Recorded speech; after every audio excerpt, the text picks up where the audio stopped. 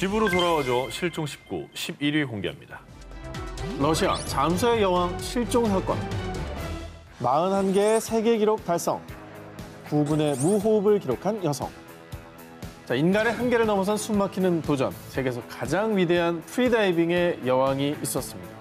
러시아의 세계 챔피언 나탈리아 몰차노바. 자, 그런데 말입니다. 세계 신기록을 기록했던 잠수의 여왕이 그만 물속에서 실종되는 사건이 발생했는데요. 아이고. 어떻게 해요? 자, 2015년 8월 2일 몰차노바는 지중해 포르멘테라 섬 해안에서 다이빙 레슨을 하고 있었습니다. 그녀는 평소처럼 잠수복을 입고 하강이 용이하도록 다이빙 장비를 착용한 뒤 바닷속으로 입수했는데요. 그런데 왜 이렇게 안 올라오지? 자, 입수한 지 한참이 되었는데도 몰차노바가 물 밖으로 나오지를 않는 겁니다. 이에 동료들이 입수를 해서 찾아봤지만 그 어디에서도 찾을 수가 없었죠. 결국 해양경비대와 500m 해저까지 탐지 가능한 잠수 로봇까지 동원돼 수색했지만 끝내 그녀를 찾을 수 없었는데요. 이에 전 세계 언론들은 세계 최고 프리다이버의 실종, 심해로 사라진 프리다이빙 챔피언이라며 대대적으로 몰차노바의 실종 사건을 보도했습니다. 근데 선수였기 때문에 그렇죠. 이 사고가 나도 좀 잘 대처하지 않았을까 하는 생각도 드는데 어떻게 된 겁니까 이게? 당시 단순 사고라고 종결짓지를 못했던 게 세계 신기록을 보유했던 프리다이빙 선수였기 때문에 그러니까. 그녀의 실종 사건에 대한 여러 의문들이 제기됐었는데요. 자, 첫 번째입니다. 혹시 몰차노바가 급류에 휘말린 건 아닐까라는 의견이었는데요. 하지만 당시 기상에는 큰 이변이 없었다고 하고요. 두 번째, 몰차노바가 위험한 암초 지역에 걸린 건 아닐까였는데 하지만 바다의 암초 사이에 몸이 끼어 나오지 못한 것이라면은 시신이 발견되거나 구조 도중에 눈에 띄었어야 되는데 그렇죠. 그렇지가 않았고요. 그리고 당시의 수심은 30에서 40m. 숨을 참고 자명할 수 있는 깊이가 최대 101m나 됐던 그녀에겐 어렵지 않은 코스로요. 몰차노바가 깊은 수심까지 잠수했다가 당황해서 물속에서 길을 잃었다고 보기에도 납득이 가지 않았습니다. 의문만 남긴 채 심해로 사라진 잠수의 여왕 몰차노바. 그녀의 아들 알렉세이는 엄마를 바다에 놓아주며 이런 추모의 말을 남겼습니다. 엄마는 바닷속에 계실 것 같아요. 바다를 가장 좋아하셨으니까요. 집으로 돌아와줘 실종 19, 11일 공개합니다. 하늘의 퍼스트 레이디 실종 사건. 1932년 대서양을 횡단한 최초의 여성 비행사. 1935년 하와이에서 미국을 비행한 최초의 여성 비행사. 하늘에 화려한 기록을 수놓으며 하늘 위의 퍼스트 레이디로 불린 미국의 전설의 비행사 어밀리아 에어하트. 1937년 6월 1일 전 세계인들의 뜨거운 관심 속에 세계 일주 비행을 위해 항법사 프레드 누난과 함께 미국 캘리포니아에서 출발한 비행사. 그런데 약 한 달 뒤인 7월 2일. 동경 157도, 남이 33도 7분 상공을 비행 중이다. 다음 경유지인 남태평양의 하울랜드 섬으로 향하던 어밀리아. 하지만 그녀는 이 무선을 끝으로 태평양 한가운데서 그만 실종되고 말았습니다. 당시 루즈벨트 대통령의 지시 아래 미 해군의 항공모함 4척의 구축함, 60여 대 비행기 등 2주간의 대규모 수색이 벌어졌지만 그녀의 흔적은 어디에서도 찾을 수 없었고요. 결국 약 2년 후인 1939년 미 해군은 연료 부족으로 인한 해상 추락사라고 발표하며 공식적으로 사망 처리를 했습니다. 안타까운 소식이네요. 그런데 이듬해인 1940년경 어밀리아가 실종된 태평양 인근의 무인도 니쿠마로로에서 어밀리아의 것으로 추정되는 유골이 발견됐는데요. 그곳에서 여성용 신발, 화장품 등도 함께 발견되며 정황상 이 유골이 어밀리아의 것이라고 추측했습니다. 하지만 당시 유골을 검사한 박사는 키가 작은 유럽계 남성의 유골이라고 발표하며 다시 논란이 수그러들었죠. 당시 과학적으로 이렇게 뭐 유전자 검사 이런 게 한계가 좀 있었잖아요. 그렇죠. 지금의 어떤 기술로 다시 한번 해보면 안 될까라는 지금 기술로 하면 뭐 정확하죠. DNA 검사를 하니까. 그런데 말입니다. 정말 안타깝게도 니쿠마로로에서 발견된 유골이 갑자기 사라졌다는데요. 뭐야? 그래서 그 유골이 있었다면 현대 기술로 DNA 분석을 할 수 있었을 텐데 그걸 못하게 된 거죠. 그런데 말이죠. 어밀리아가 실종된 지 약 80년 뒤인 2018년 니쿠마로로에서 발견된 유골은 어밀리아와 99% 유사합니다. 인류학계 권위자인 리처드 얀츠 교수는 자신의 논문을 통해 어밀리아 실종 사건의 실마리를 풀었다고 주장했는데요. 유골이 없었다면서요? 유골은 실종됐지만 다행히 당시 유골의 크기나 특징을 기록한 연구 데이터는 남아 있었습니다. 그래서 어밀리아의 신체 정보와 니쿠마로로 유골의 데이터를 대입하고 비교를 했는데요. 그 결과 니쿠마로로의 유골이 어밀리아의 심장과 거의 일치한다는 결과가 나왔다고 합니다. 하지만 이는 가장 유력한 추측일 뿐 진실을 풀어줄 유골의 행방은 여전히 오리무중인 상태. 어밀리아의 실종은 여전히 풀리지 않는 숙제로 남아 있습니다.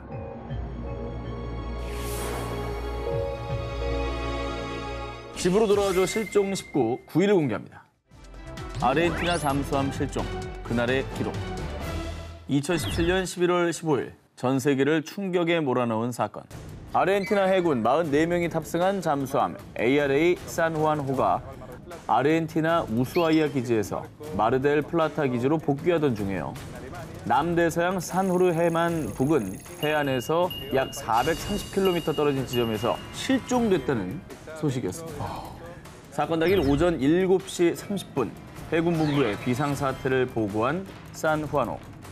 잠수용 튜브로 물이 들어와 배터리에 합선이 발생했다. 배터리 관련 전기 고장을 보고한 산후안호는 다른 배터리를 활용하겠다며 다시 잠수했는데요. 그런데 이후 산후안호와의 교신이 두절. 그리고 몇 시간 뒤 해군 본부는 폭발음으로 추정되는 의문의 수중 음파를 탐지했습니다. 뭐지? 이에 아르헨티나 해군은 사태 파악을 위해 실종된 산후안호 수색 작업에 돌입했는데요. 무슨 사고 난 거예요? 잠수함인 산후안호에 준비된 산소로 승조원들이 바닷속에서 버틸 수 있는 시간은 단 일주일입니다. 그때 당시 미국과 영국, 러시아 등 무려 18개국에서 산후안호 수색에 동참을 했는데요. 그러던 중 실종 4일째 되던 날 아르헨티나 국방부의 발표. 산후안호로 추정되는 조난 신호를 7차례 포착했습니다. 그러면 이제 가능성 있는 거 아니에요? 그러면 그렇죠. 찾아갈 수 있잖아. 네. 그렇죠. 그런데 이후 해당 신호는 산후안호의 조난 신호가 아닌 것으로 밝혀졌습니다. 골든 아워가 점점 가까워지고 있는 상황, 실종자들을 찾는 사람들, 그리고 프란치스코 교황 역시 잠수함 승조원들의 안전을 간절히 바랐는데요. 그런데 산후안호 실종 8일째 아르헨티나 해군의 발표가 있었습니다. 실종 당일 탐지된 음파는 잠수함의 폭발음으로 추정됩니다. 그러면 뭐 실종된 승조원들이 살 가능성은 더 희박해진 거 아니에요? 해저에서 폭발했다고 하면 뭐 거의 그런 그렇죠. 가능성이 높죠. 자, 그렇습니다. 그리고 몇 날 며칠이 지나도록 산후안호의 흔적조차 찾지 못하면서 골든 아워까지 놓치게 되자 실종된 승조원들의 가족들과 많은 사람들이 절망에 빠지게 됩니다. 그렇게 망망대해에서 자취를 감춘 잠수함 산후안호. 하지만 아르헨티나 정부는 희망의 끈을 놓지 않았고 계속 산후안호의 수색이 이어지게 됩니다. 그렇게 1년이라는 시간이 지났을 무렵 실종 잠수함 산후안호 잔해 발견. 아르헨티나 파타고니아 발데스반도 연안의 907m 해저 협곡에서 산후안호의 선미 일부가 발견됐습니다. 어디? 자, 실제 잔해 모습을 보여드리겠습니다. 있네. 있죠. 잔해는 참혹했던 사고 당시의 모습을 보여주고 있는 듯한데요. 현재는 산후안호의 침몰 위치가 해안에서 너무 멀고 수심이 깊기도 하고요. 또 여러 문제가 있어 인양이 미뤄지고 있다고 합니다. 이거 이 유족들은 사실 뭐 차가운 바닷속에 잠든 가족의 유해라도 아니면 뭐 유품이라도 그렇게 좀 보고 싶은 마음이 간절할 텐데요. 우리 실종자들이 하루빨리 가족의 품으로 돌아오셨으면 좋겠습니다.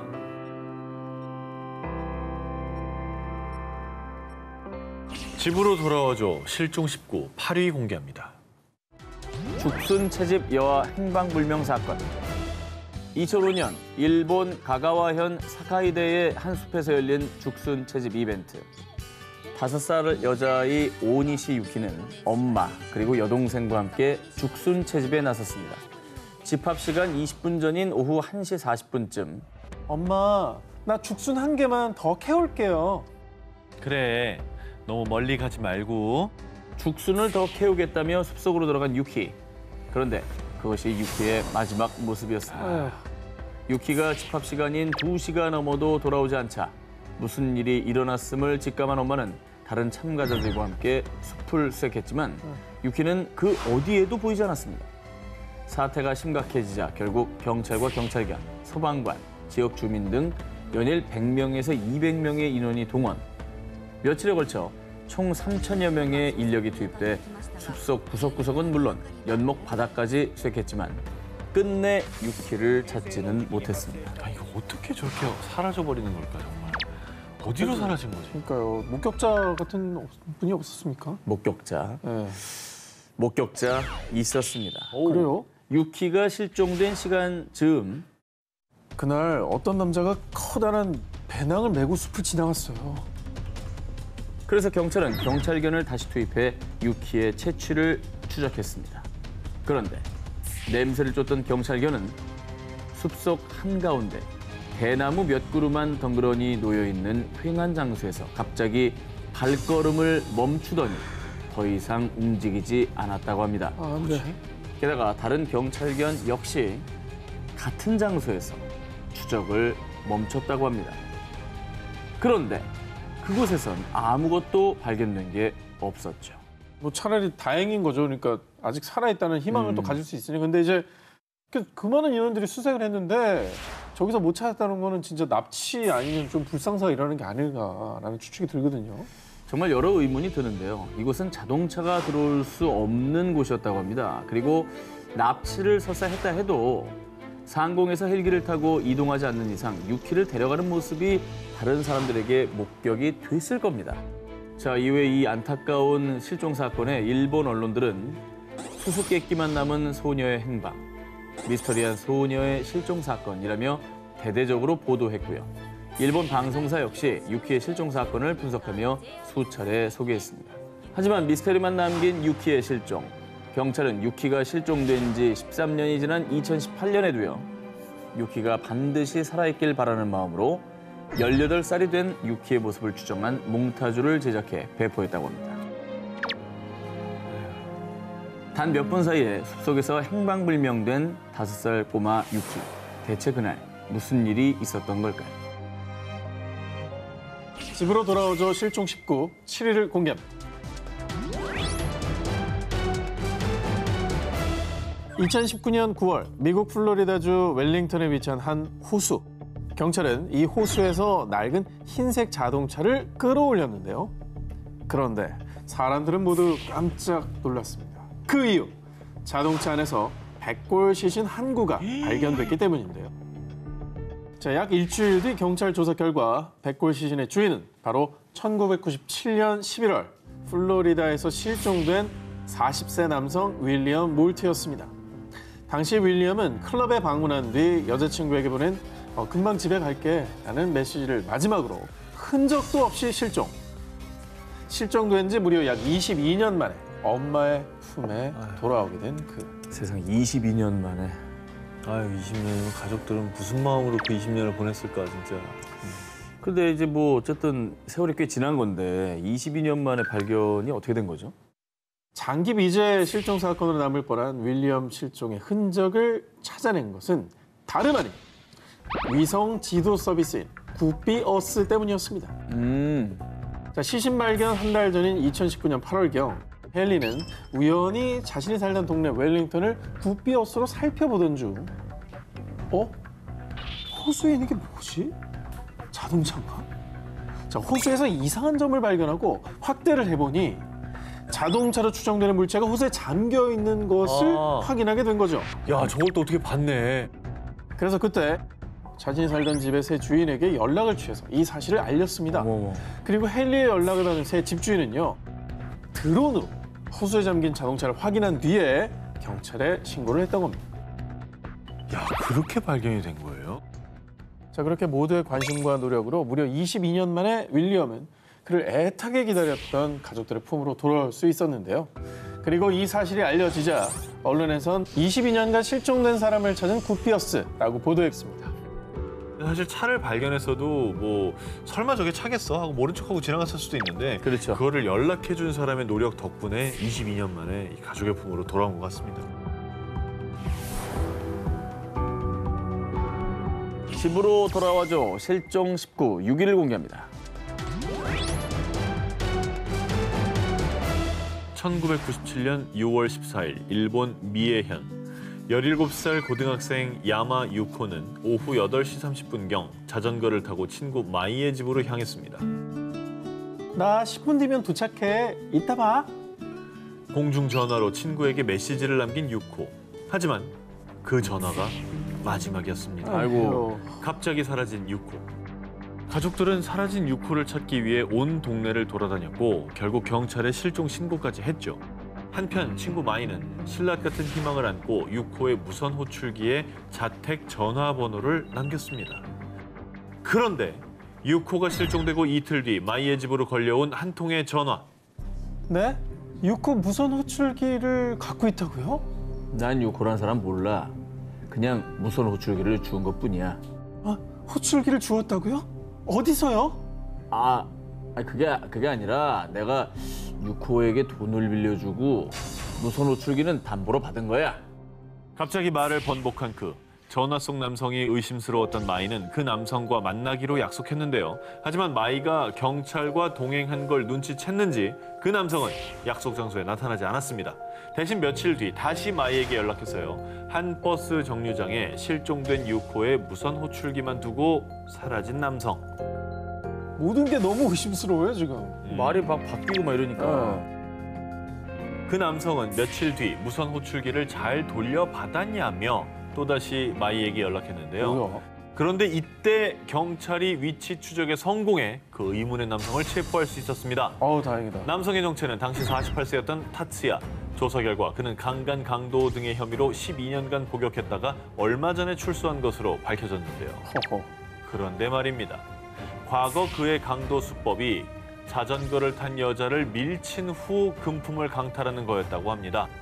유코, 그래. 유코도 자전거 타고 있었잖아요. 그러네.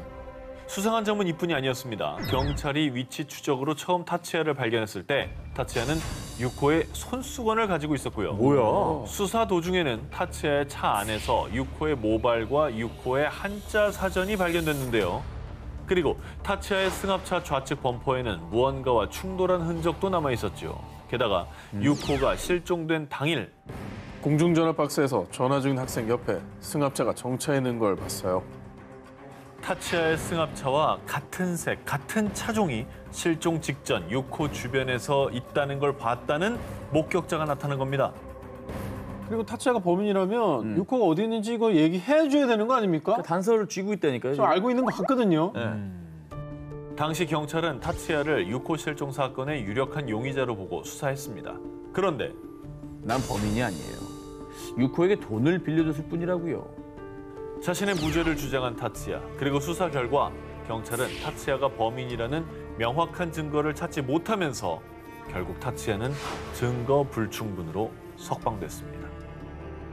그렇게 유코 실종 사건은 23년이 지난 지금까지도 장기 미제 실종 사건으로 남아 있습니다. 유코의 부모님은 지금도 희망의 끈을 놓지 않았고요. 유코의 실종 당시 모습이 담긴 전단을 배포하며 이 전단을 나눠주는 게 마지막이길 바란다 라며 유코가 돌아오길 기다리고 있습니다.